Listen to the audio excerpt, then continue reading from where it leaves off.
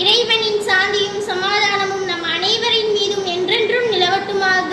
என் பெயர் மாஹினா பானு. இன்றைக்கு நான் எடுத்துக்கொண்ட தலைப்பு என்னவென்றால், மண்வளம் காப்போம், மலைவளம் பெறுவோம். இயற்கை நமக்கு அளித்த இணையற்ற வளங்களின் ஒன்றான மண் வளத்தை பொறுத்தே மனித சமுதாயத்தின் வாழும் மறைவும் அமைந்துள்ளது. அனைத்து உயிரினங்களும் மண்ணே சார்ந்தே வாழ்கின்றன.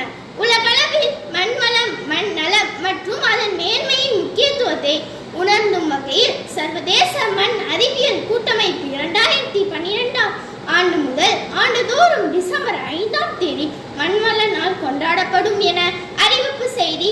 வளமான மண்ணின் முக்கியத்துவத்தை அனைவரும் உணர்ந்து நீடித்த நிலையான மண்வள மேம்பாடு முறைகளை பின்பற்றிட வேண்டும் என வலியுறுத்தியது.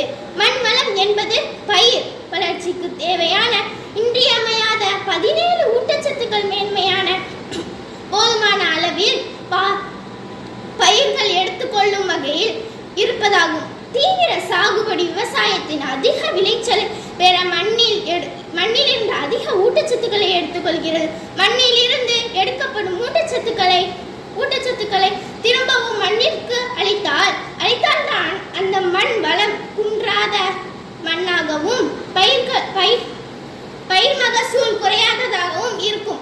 மண் பரிசோதனை செய்யாமல் போது பரிந்துரைப்படி உரமிடுவதால் பயிர்களின் தேவைக்கு அதிகமாகவோ அல்லது குறைவாகவோ உரமிடும் சூழ்நிலை ஏற்படலாம்.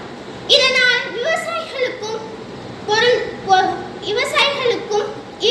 இருபொருள் செலவு அதிகமாகவோ அல்லது மகசூல் குறைவாகவோ ஏற்படலாம். இதை தவிர்க்க மண் பரிசோதனை அவசியம். இதன் மூலம் மண் வளம் அறிந்து ஒருங்கிணைந்த ஊட்டச்சத்து நிர்வாகம் செய்வதே சிறந்தது.